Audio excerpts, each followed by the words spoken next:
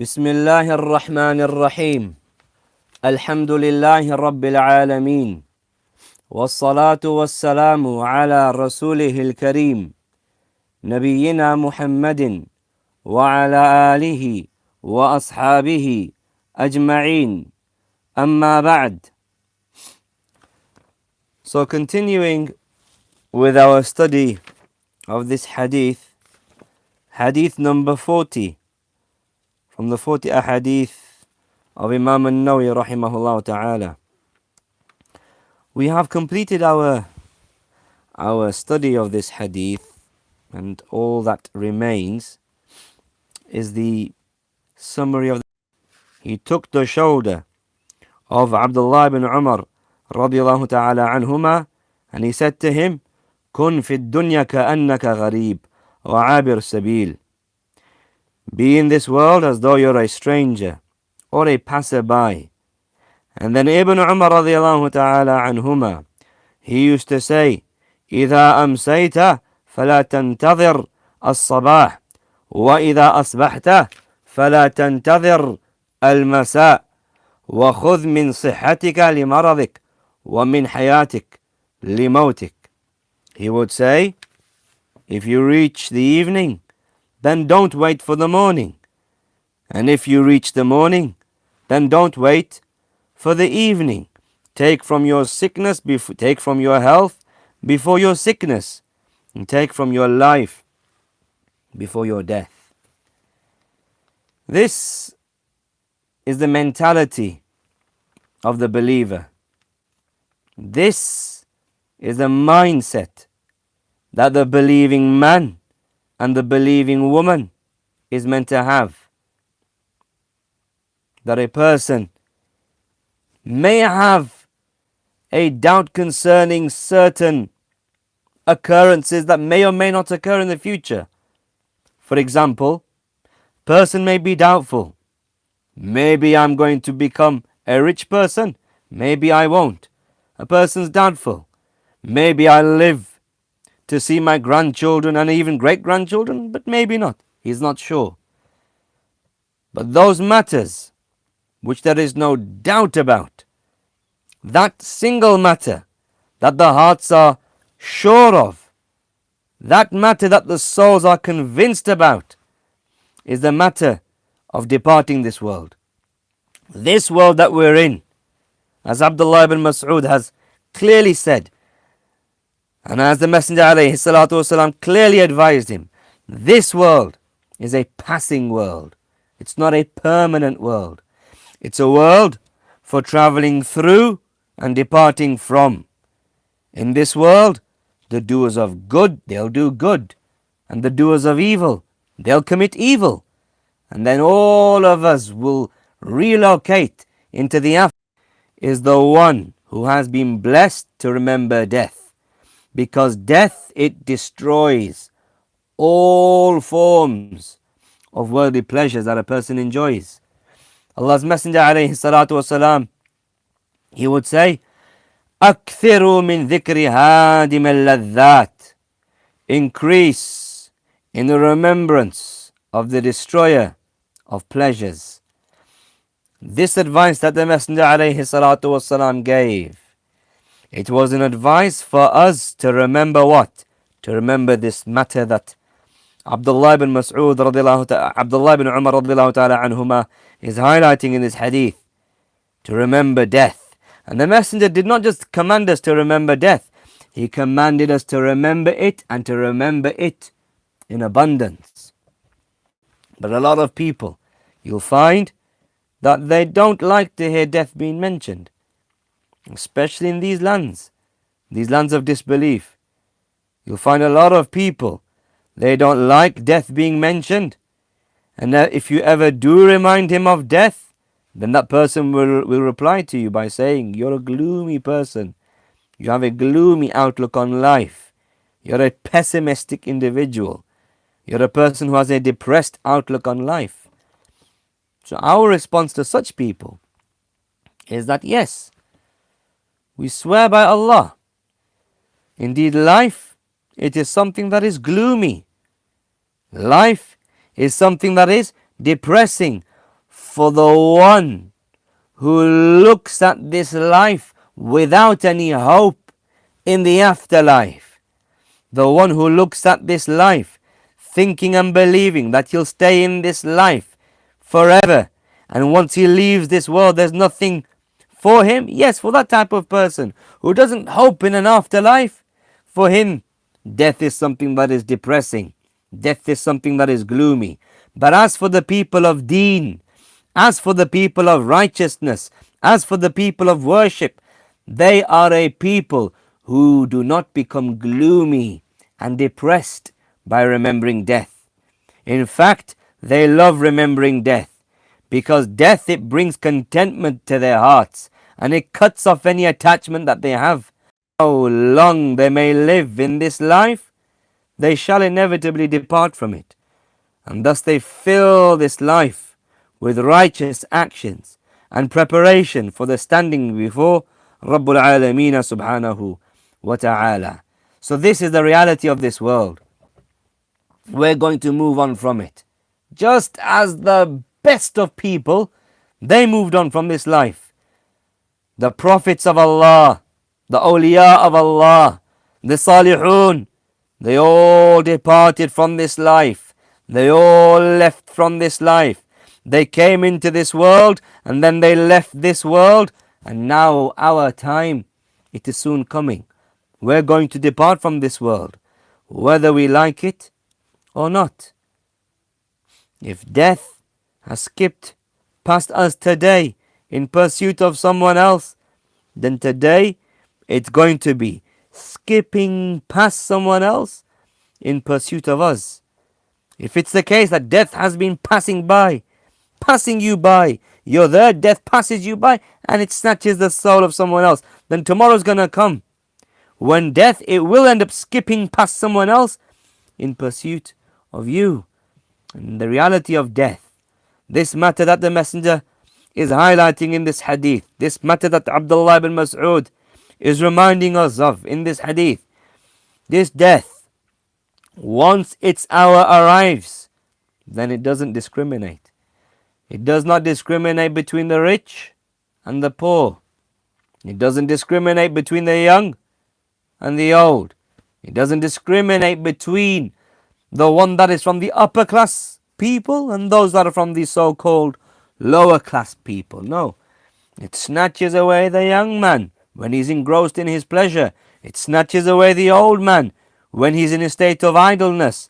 It snatches away the rich man when he's immersed in his luxury. The reality of death is that it's like a guest. It is a guest, that guest that you never know when he's gonna come knocking on your door. And it's a guest that in reality doesn't knock on your door. It doesn't seek any permission. It doesn't give a certain time. But rather death comes inside and it takes you out without any permission, without any isti'dhan. So now think about those people that are wise. Those people who have a guest coming towards them. Those people that have a guest coming towards their door. They'll set aside something from their salary just in case that unexpected guest does end up arriving. He has something from his money, something from his wealth, something from food set aside just in case an unexpected guest comes knocking on his door.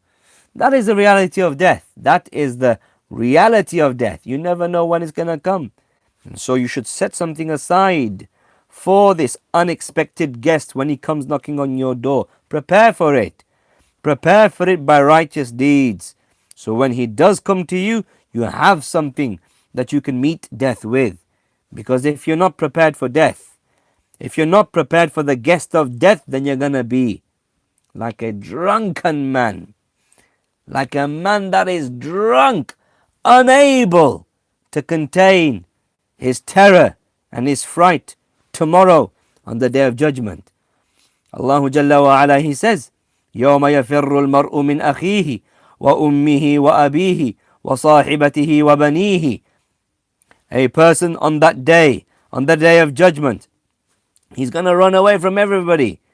He's going to run away from his brother. He's going to run away from his mother. He's going to run away from his father. He's going to run away from his wife. He's going to run away from his children. Why? لِكُلِّ امْرِئٍ مِّنْهُمْ يَوْمَئِذٍ شَأْنٌ يُغْنِيهِ. Because on that day, every single person's going to be bothered about whom? Bothered about his wife. Bothered about his father. Bothered about his children? No. Every single person on that day is going to be bothered about nobody except himself.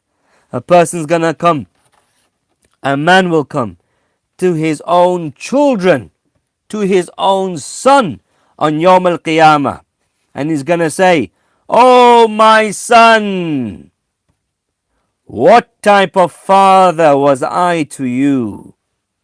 And so the son will, then, "Oh my son, a mustard seed's worth of a good deed I ask from you, so that I may be saved from the terror that you yourself are seeing today." And the son will say, "Oh my father, there is no chance of me doing that at all. There is no chance of me giving even a mustard seed weight worth of a deed to you." Why? Because I wish to be saved from the very same thing that you wish to be saved from today. A person, he'll approach his wife. He'll say to his wife, "Oh, so and so, what type of husband was I to you?" And she'll praise him with good. And then he'll say to her, "Then a mustard seed worth of a good deed I ask from you, so that I may be saved from the terror that you yourself are facing today." What's your wife going to say? What's your wife going to say? She'll say, "There is no chance of that.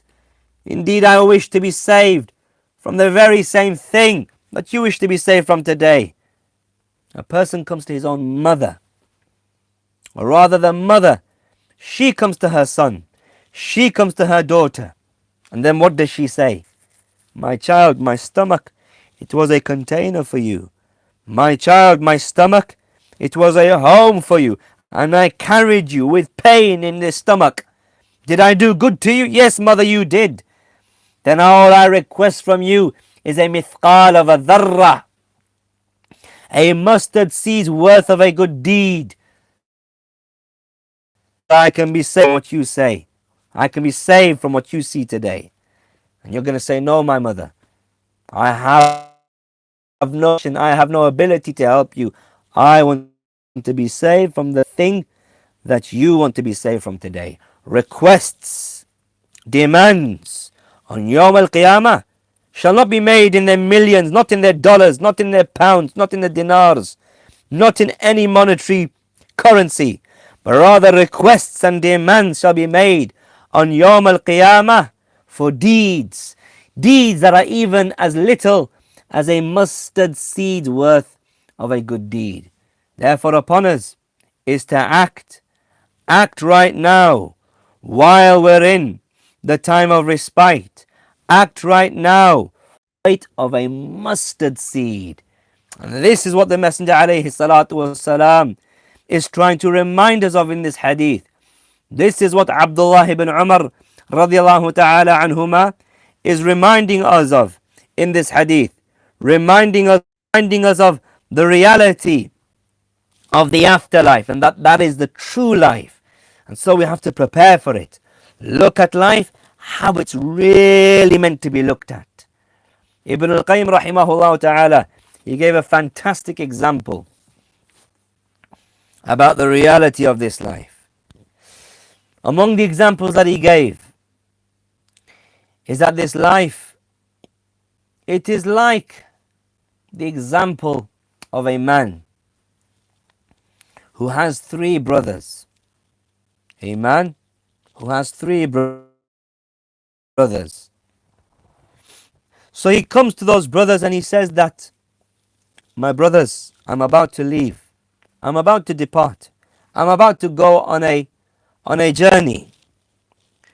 And therefore, I need your help, our assistance. And this is the time in my life when I need the most assistance from you. This is the most pressing time of my life when I urgently require your assistance. So who's going to help me? So one brother says, I've been a brother to you. I've been a companion to you up until this point. But after this point, no longer am I a brother to you. No longer will I be able to assist you. No longer will I be able to aid you. I can't go on the journey with you. I can't help you. I can't assist. Goodbye. That's one brother of no use to me. What about you? He says to the second brother. So second brother then says, listen, I've been with you throughout life. I've been through the trials, through the ups and downs of life. And I'm still going to be with you. I'm going to accompany you in terms of getting you ready. I'll help you get ready. I'll help you make your preparations for your journey. I'll bid you farewell even. But after that, no longer am I a companion for you. No longer am I a brother for you.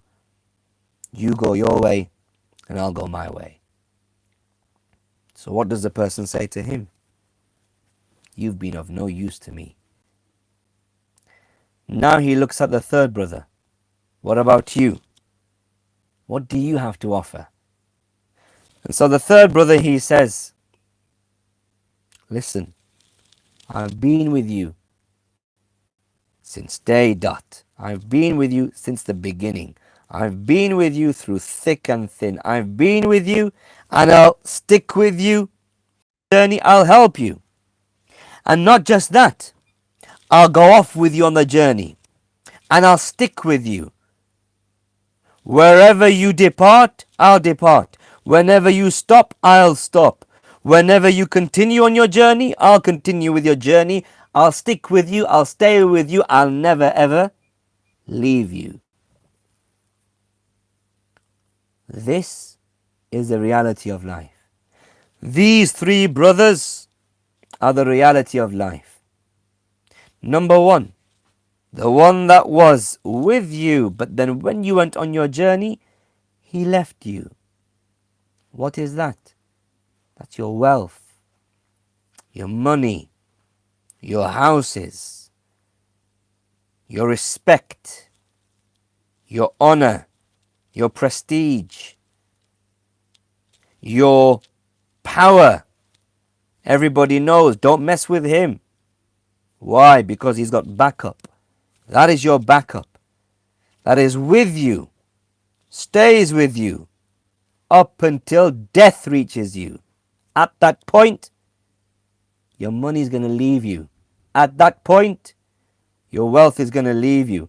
At that point, everything's going to leave you. Your respect is going to leave you. Your houses are going to leave you. Your dignity is going to, your authority is going to leave you. People used to consider you to be something big. All of that respect is going to go on. Is going to go. So that's the first brother. Second brother is whom? Second brother is the one that stays with you throughout life. Secondly, it helps you get ready. Who is that? That is your family. That is your relatives, your wife, your sons, your daughters, your mother perhaps, your father perhaps, your uncles, your aunties, your cousins. They're there for you in life, aren't they? And they're with you throughout life, ups and downs of life. And even at death, they're with you, standing there while you're dying. And even once your soul, it leaves your body, of daily, that son is most likely going to be washing your body. So he's there with you, even after you've died, even as you're in the process of moving on into the afterlife, even before you're entered into your grave. Your son is there, washing your body, lifeless body. Your daughter is there, wrapping your body in the shroud. Your family members are there, lowering your body into your grave. Perhaps your mother, your father are there, covering your body with the soil for your grave. So that's the reality of the second brother, meaning your family. Your family is there in life. Your family is there at death. Your family helps you get prepared for the burial of your grave. But then after that, you're on your own. And your family is not going to be there with you and there for you after that. And then as for the third example, that example of those people, that example of that brother that is with you throughout life, prepares you for your journey, goes on the journey with you and sticks with you, then they are what? That is your bad deeds or your good deeds. They are your actions in this life, whether good or bad, whether righteous or unrighteous. Those deeds are going to stick with you. So the talab al-ilm that you're doing right now, the seeking of knowledge that you're doing right now, if it's for Allah, it's going to stick with you. It's never going to leave you, even in your grave. And so you'll find when you enter in your grave, a beautiful appearance comes in front of you. And you say to that beautiful appearance, "Who are you? You look familiar." And your face, it gives me glad tidings of goodness. You seem like a good face, a good appearance. And so it says to you, I am your good deeds. I am your good deeds. But if it's the case that you pursue evil in this life, if it's the case that you sit here seeking knowledge, not for Allah, but for other reasons, to be seen, to be heard, if it's the case that you seek knowledge, you teach knowledge for other than Allah, if that is how you perform so-called righteous deeds, then all of those deeds that are in reality evil deeds because they're done for other than the sake of Allah, they'll come to you in your grave and they'll stay within your grave. They'll stick with you in your grave and you'll say, "Who are you? Who are you? Your face is an evil face. Your face forewarns evil." And then that appearance, it will say to you, "I am your evil deeds." And all of that will accompany you in your grave, as punishment for you in your grave, as pain and torment for you in your grave, because of what you earned in this life. And therefore a person needs to be wise. A person needs to be clever, as the Messenger ﷺ is instructing to be in this hadith, in this narration. Clever, wise, shrewd, on the ball, that this life is just a journey for me, that this life is just a quick stopping place for me, that tomorrow I don't know if I'm going to reach it, so let me act like now, act in the evening as though I'm not going to reach it. Let me do those deeds right now as though tomorrow is never going to come. Have that mentality, have that mindset, the mindset of the clever person. As the poet, he said, "Inna lillahi ibadan futana." Indeed, to Allah belongs intelligent slaves. Why?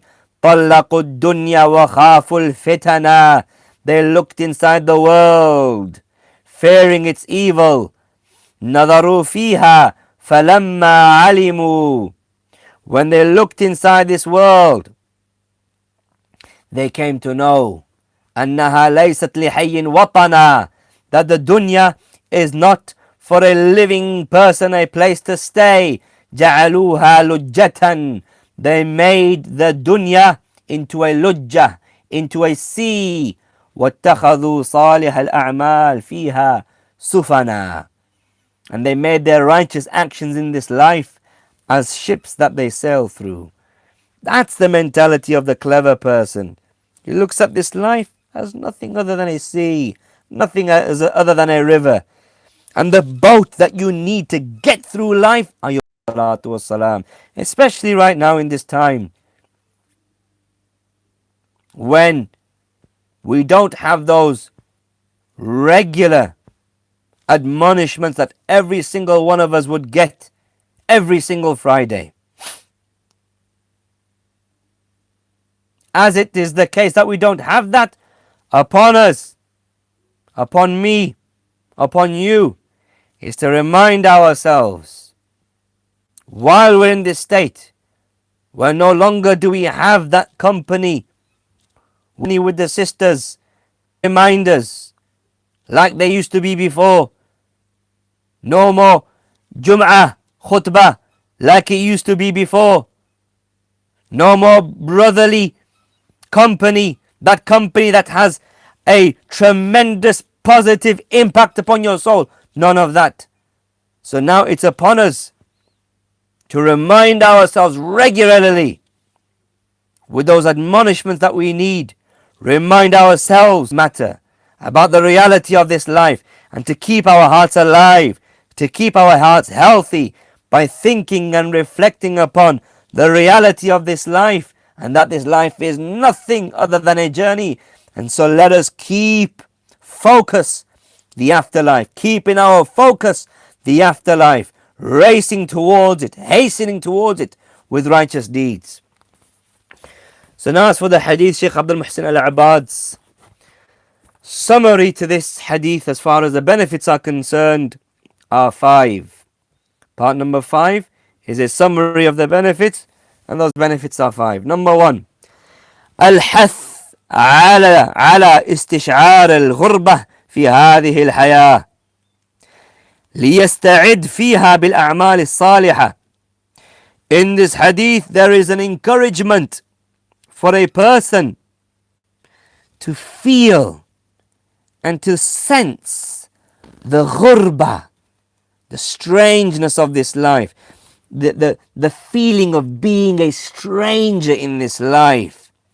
Because if you sense and feel righteous actions. Number 2, فعل المعلم ما يلفت نظر المتعلم إلى وعي ما يلقى عليه، لقول النبي عليه الصلاة والسلام أو لقول عبد الله بن عمر أخذ رسول الله صلى الله عليه وسلم بمنكبيه. Number 2, a teacher should do those things that will cause the learner to turn towards him, turn his attention towards him, so that he can understand and he can retain what is about to be conveyed to him. The teacher says something to the student. The teacher should say something or do something that is going to promote the retention of whatever information he's going to convey. As the Messenger ﷺ did in this hadith. He took hold of Abdullah ibn Mas'ud's shoulder and then he conveyed to him this hadith. Number 3, مبادرة الصحابة إلى تنفيذ وصايا رسول الله صلى الله عليه وسلم. We see how the companions hasten towards executing the advice of the Messenger ﷺ. Abdullah ibn Umar radiallahu ta'ala anhu, he is advised by the Messenger of Allah ﷺ to be a stranger in this life. Abdullah ibn Umar radiallahu ta'ala anhuma, he then is known to be someone who says, he is known to be someone who says, if you reach the morning, then don't expect to live till the evening. If you reach the evening, then don't expect to live till the morning. That is him implementing this hadith. It's not just lip service to the hadith. He acts upon it. Number 4, فضل عبد الله بن عمر رضي الله تعالى عنه بأخذه بوصية النبي صلى الله عليه وسلم وحث غيره عليها. Number 4 is the virtue of Abdullah ibn Umar رضي الله تعالى عنهما, that not only did he take the advice of the Messenger of Allah, but then he himself encourages other people to take the advice, like we should do also. And fifthly and lastly, الحث على المبادرة إلى الأعمال الصالحة دون كسل أو تأخير. In this hadith is an encouragement for a people to race towards righteous deeds. Points of benefit of this hadith, and inshallah ta'ala the next hadith, which is very very brief, we will hopefully bi'idhnillahi ta'ala cover it, and maybe the hadith that comes after it and the one after it, inshallah ta'ala, next lesson bi'idhnillahi ta'ala. فجزاكم الله تعالى خيرا والله تعالى أعلم وصل اللهم على نبينا محمد والحمد لله رب العالمين.